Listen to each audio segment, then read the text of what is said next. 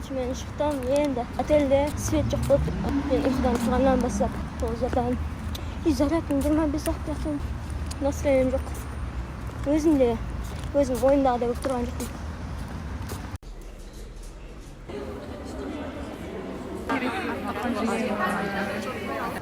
Короче, күтуге шама жоқ. Ертең отырып. Это осындай.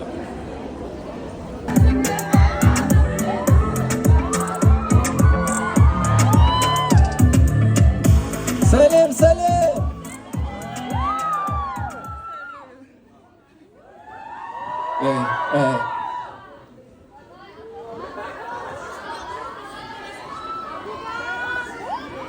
Барлықтарыңызға сәлем! Сіздермен бірге Альфа! Қалдарыңыз қалай? Көңіл-күй қалай? Естілмеді? Қал кейін келдіңіздер ғой, я? Күшті кубкалар көріп тұрып, оны қамаңыздар. Бірақ біз тоңмаймыз деген сенімдеміз, я? Бәріміз все дайынбыз ба? Все, кеттік. Бастаймыз бұнда? Бастайық, я. Все, кеттік. Можете там выключить все... Поддерживающие. Да. Поддерживающие и не поддерживающие. Орындарына ауыстырып отыр. Ой, рахмет. О, мәссаған қандай әдемі. Не? Базар жоқ. Қош келдіңіздер. Біріншіден сіздерді қатты сағындық. Қатты жақсы көреміз. Осындай суық күнге қарамай келгендеріңізге үлкен рахмет. Тоң қалмаңыздар. Бәрі өте күшті, өте жақсы өтеді деген сенімдеміз. Ал қазір бізде сұрақ-жауап айдары басталады. Мен сөзімді бөлейін, кешір. Сұрақ-жауап негізі қазір біз көп болмайды. Біз көп уақытты сіздермен бірге суретке түсуге арнайын деп отырмыз. Келістік пе? Онда тезірек сұрақтарымыздан бастайық, сосын тезірек жауап беріп отырайық. Маңызды сұрақтар болса, біз жауап беруге дайынбыз. Так, сұрақтарды қалай нетеміз? Біз сұрақтарды... Так. Микрофон берек, микрофонмен арғарай. Ал? Жұтпайды, біздің жанкерлер өте тәрбиелі, өте құпты, Бастаймыз ба? Давай, бастайық. Сәлем, Альфа. Сәлем. Және де сіздерге қандай жеміс ұнайды? Маған, так, мен бастаймын. Мен... Нормально? Қайдан білесіз? Алина. Так, киімдеріміз қайда? Үстімізге кетіміз. Сұрақтар дайын ғой мені? Дайын екен ғой. Жайт қазір, осыған жауап беріп тастайық. Жаңағы сұраққа жауап беріп кетейін. Мен сүйікті жемісім ол арбуз. Ол жеміс па? Жеміс, Жеміс емес, Жидек па? Жидек па? Помидор жеміс па? Помидор көкөніс. Помидор ол көкөніс. Фрукты. Так, маған негіз банан ұнайды. Егер андай бар ғой, қарайып кеткен банан болады ғой, тәтті который. Сол маған ұнайды. Ал онда келесі сұрақты алып жүрсек. Мен арбуз дедім, бірақ ол жеміс емес екен. Құлпынай шығар онда. Құлпынай да жеміс емес қой, ол арбуз емес қой, Не? Солай емес па? Жоқ па? Жидек қой. Жеміс па? Жоқ, құлпынай жидек. Жидек? Ол құлпынай жидек. Ол жеміс жидек, жидек ол, бәсе. Жеміс дегенге не жатады онда? Алма ғана ма? Алмұрт. Окей, алма мен алмұрттың ішінде мен алмұртты таңдаймын. Себебі алма. Келесі ма, кеттік. Можно. Мына жақтан ала береміз, микрофон керек емес, Так. Сұрақ оқиым. Мен оқып отырайын, қарсы болмасаңдар, Иә, иә? иә. Так, мынау ашық қалдырып кетіппін ғой мен аны, Болашақта жоспарда менде альбом бар, өзімнің жеке альбомды шығарғым келеді. Сол кезде мүмкін ішіне кіріп кетеді. Бірақ мен қазіргі жоспарым бірінші Instagram парақша ашу.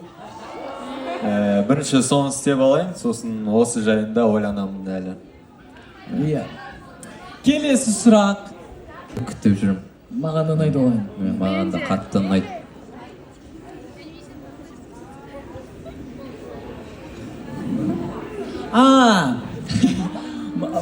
Май бір-бірле деп оқыдым ғой. Тур қашан? Тур қашан де? Осы жылы негізі дәл уақытында біз негізі турды жоспарлап қойғандайларға байланысты біз турдың мәселесін кейінге қалдырып жатырмыз сәл-пәл. Бірақ осы жылы жалпы тур жасауға тырысамыз. Так, келесі сұрақ Дарынға қойылады. Дарын, сенің идеал типің қандай? Мен осы жақын уақытта неге радиода айтқан болатын осы жайында. Мені сыйлай білетін, әрқашан қолдайтын, сенің қолынан келеді деп тұратын, өзіне қарайтын, сондай сұлу қызды елестетемін.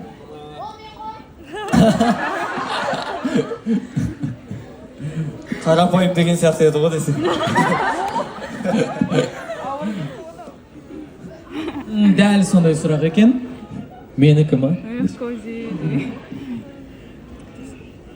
Так, әзір.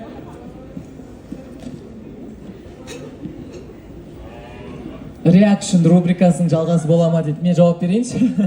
Reaction рубрикасы негізі түсірген тұғын біз. Соңғысы менде тұғын, я? Білесіздер ма? Сол негізі түсірген тұғын біз. Сол түсірген кезде локация дұрыс таңдалмай қалды ма, қараңғы болып қалды ма, өзіміз байқамай қалдық. Сол затты.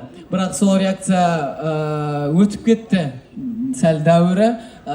Бірақ мен айтайын, осы жақында сол рубриканы мен түсірген кезде мен көбінесе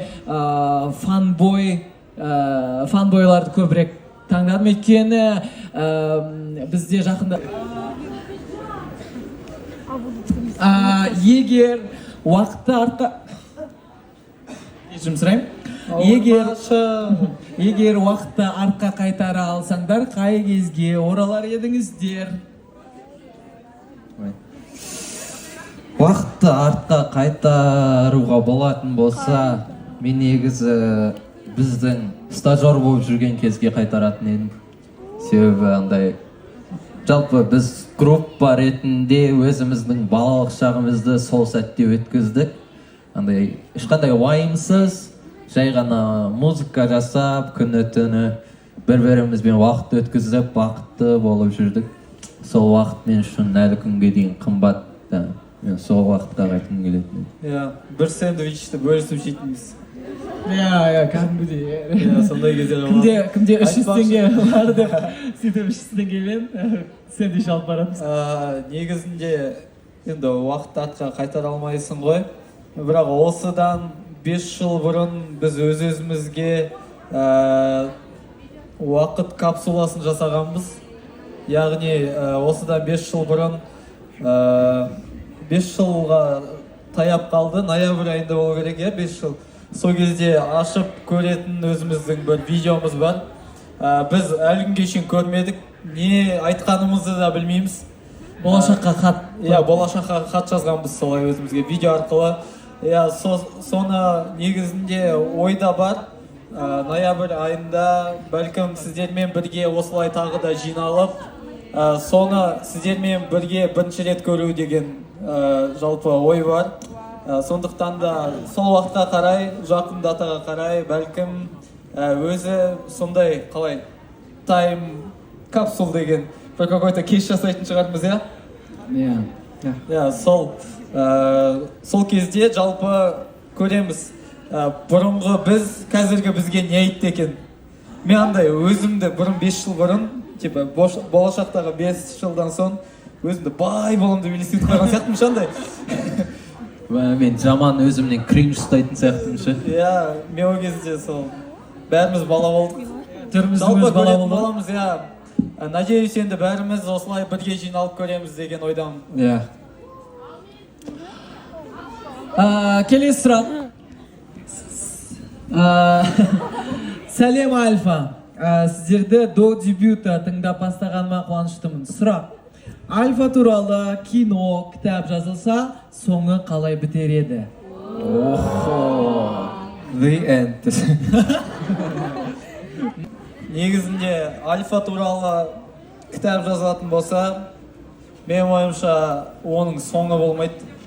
Себебі біз өзімізден соң қалдырғымыз келетін іздер бөлек, және де жай ғана кітап бетінде емес, бір фильм түрінде ғана емес, толықтай тарихта қалғымыз келеді. Сондықтан да солай үміттенемін мен өз басым.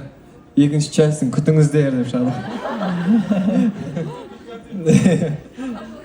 Не екен? Сол себептен біз сол өлеңді жаздық. Мүмкін жауабын бізге біреу айтар деген үмітпен. Негізінде махаббаттың не екенін бүгін айтатын боламыз ғой.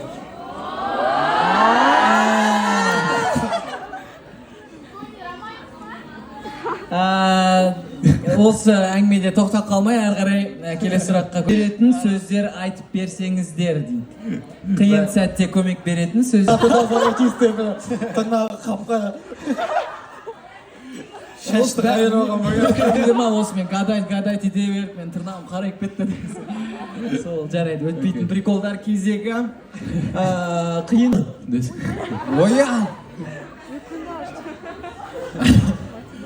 Қиын сәтте көмек беретін біздің әндер шығар. Жоқ па? Уэй? Білмеймін, маған қиын сұрақтар жазылған ғой негізі ше. Бір как будто бір аптекаға барып дәрілер алған сияқты негізі ше. Жалғастырайық. Сен үшін гормон қандай дәрі? Мен үшін ба? Дәрі ма? Деп ше. Аптекада ма? Укол. Кешірім сұраймын. Ладно, кеттік. Так. Мына жерде Дарынға сұрақ бар, Дарыққа. Дарк, бұл жерде в основном тілек ау деймін, тілек. Дарк, мен сені жақсы көремін. Тек күліп жүруіңді қалаймын. Сенсіз өмірімде ештеңе шынайы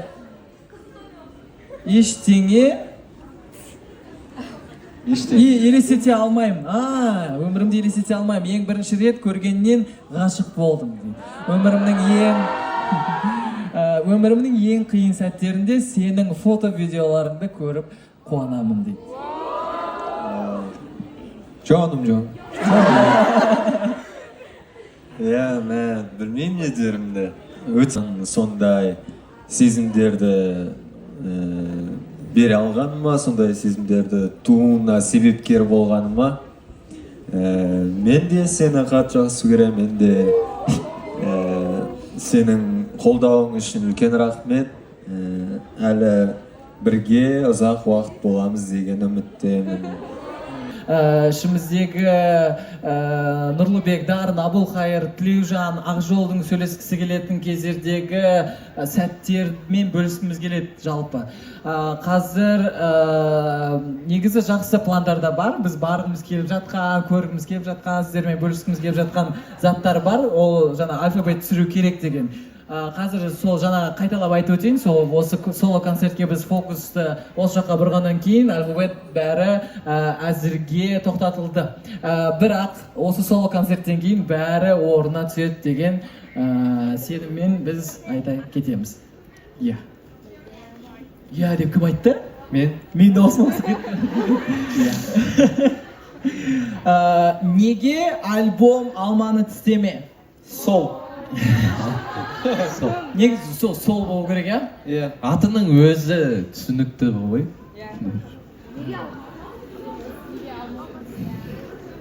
Неге алмұрт емес?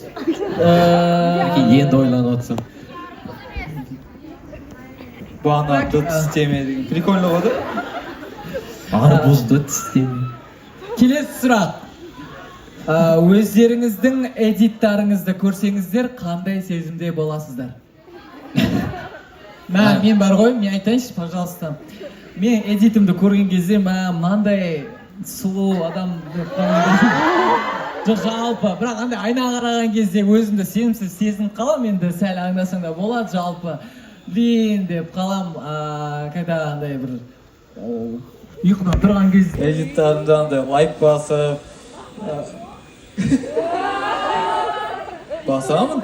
Басады. Он не сидит. Котик па? Хорошо, бүгін барып бас қоймаса. Жоқ, негізінде кәдімгідей бүйтіп қарап, каждый видеоға комментарий жазғым келеді. Бірақ андай бір жағынан өзім те пальт еткім келмейді бар ғой андай. Өз-өзіме сүйсініп қарап жатырмын. Мен өзімді қарап, уже өзіме кішкене қызық емес болып, уже балаларды көрсем лайк басатын болыппын бар ғой. Айды көрсем, о деп қоямын, ауылды көрсем, о деп қоямын. Квартирада барсаң, түрі ағып өтеді, қайттан тиктокқа көріп, о деп қоямын. Мен қарап отырам жиі, и андай қуанып қалам, күшті ғой деп. Что сен жалпы біреуге керексің дейтін әңгіменің өзі жүрегіңді жылытады ғой негізі. Мынау негізі сәл Можно я? Оқисыңдар ма? Так, что думаете? Что думаете насчет последних новостей про насилие над женщинами? Өте ауыр тақырып негізі. Жауап беру де қиын негізі, себебі қазір андай заман ғой, өз ойыңды бұл тұрғыда дұрыс жеткізбей қалсаң, кенселсің ғой уже. Сондықтан да әрине біз ондайға қарсымыз, және де негізінде біз ол тұрғыда бір нәрсе айтуым былай, өзіміздің атымыздан емес, біз Қазақай деген әнде де бар айтатынымызды айттық деп ойлаймын. Және де біз бейбітшілік үшінбіз, біз бүкіл әлемде бүкіл тыныштық үшінбіз, және де қыздардың аялауына өзіміздің үлесімізді қосқымыз келеді. Және де біз Қазақстанда болып жатқан сондай заттардың бәріне қарсымыз. Соған арнайы біз деген артистердің грустный дэнс деген атты әні қатты ұнап жүр. Сол. Күшті. Грустный дэнс. Сол ма? Маған қатты ұнап жүрген, осы соңғы кездері тыңдап жүрген, ол Уилл Смиттің қызы, Уиллоу Смит деген қыз бар. Рок жанрда жазады, альтернатива жанрда жазады. Соңғы шыққан 2 синглы маған қатты ұнады. Соны мен әлі тыңдаймын. Ол жағаны шықпай тұрып та тыңдап отырдым. Қатты андай бөлек сезімдер береді. Сол әндердің гармониялары өте ерекше болғандықтан маған қатты ұнады. Тыңдауға кеңес беремін, Уиллоу. Сенде қандай ұнайтын? Біз қозы екеміз қазір Хычо деген артист бар ғой. Қазір топта бірінші орында тұрған. Қалай еді? Баллада. Қозы айтып берші қалай бір строчкасын. Дарю тебе балладу дейді ба? Чтоб стало водопадом. Соны білмеймін әйтеуір. Көктем келді ма, әйтеуір екеуміз бір махаббаттың орыстың әндерін кәдімгідей ойлай қаттындап жүрген. Алдында Бакырдың трегін тыңдап, машинада отырған кезде өте сондай бір нәрсе тыңдап жүрдім. Апрельская серия. Апрельская серия. Жанкүйер сізді жиі көшеде кездестірсе, не істегені жөн? Жалпы негізі жанкүйердің ашық болғаны, өзінің сүйікті әртісіне деген махаббатын жеткізе алғаны біз үшін өте қатты. Де ыңғайсызданам. Мен кейде енді үй жақта просто киім шығып кете саласың ғой. Шортымен, магазиннен келе жатқан кезде де танып қояды ғой, именно сондай кездерде танып қояды ғой. И сол кезде мен кафесін қайсыдан жалпы жылы күліп сәлем қалайсың деп андай айтқанның өзі жүрегіңді елжіретіп жібереді негізі. Шынымен де ембе айтқандай негізі ешқандай талап жоқ.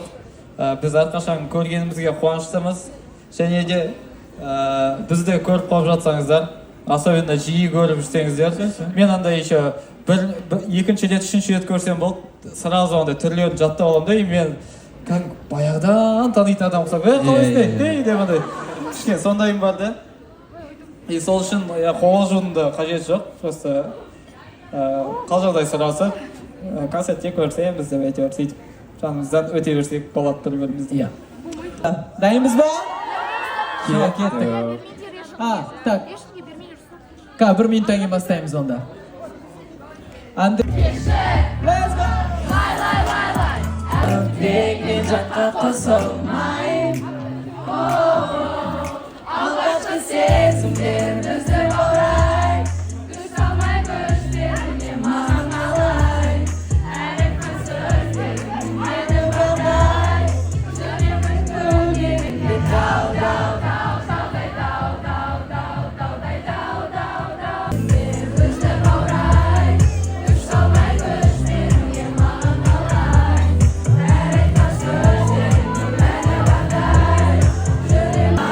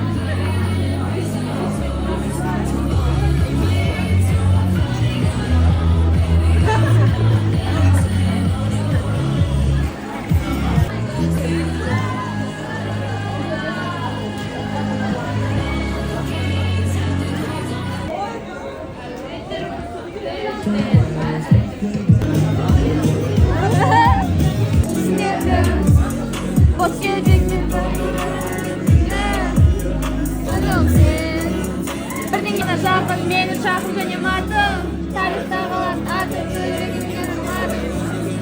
Рөксек!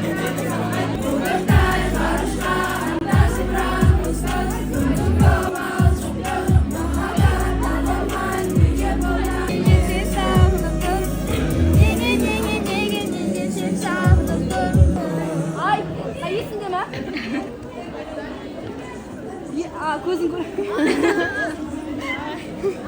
Ойланып тұрма не? Ірімшік, сен Ақжолды құшақ. Аягөз и Анель сәлем деп атасыз. Кімге? Аягөз, потом Анель. Жүке. Аягөз сәлем. И Анель. Анель сәлем. Рахмет.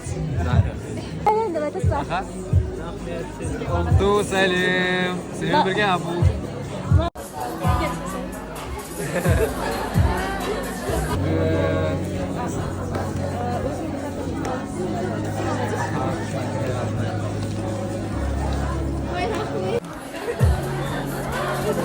Айолым сәлем, бақытты болын. Сәлем. Екеумізбен деме? Жарайды.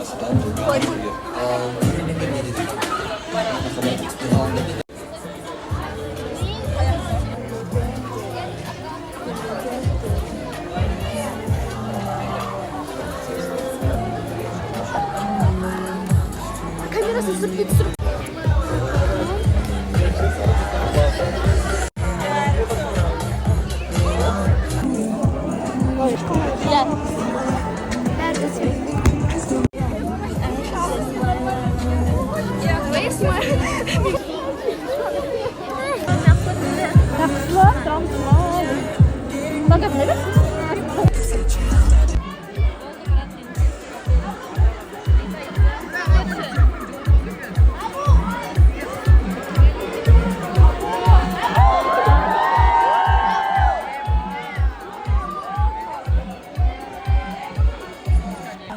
біраз уақыттан соң көрісетін боламыз. Жақсы көремін.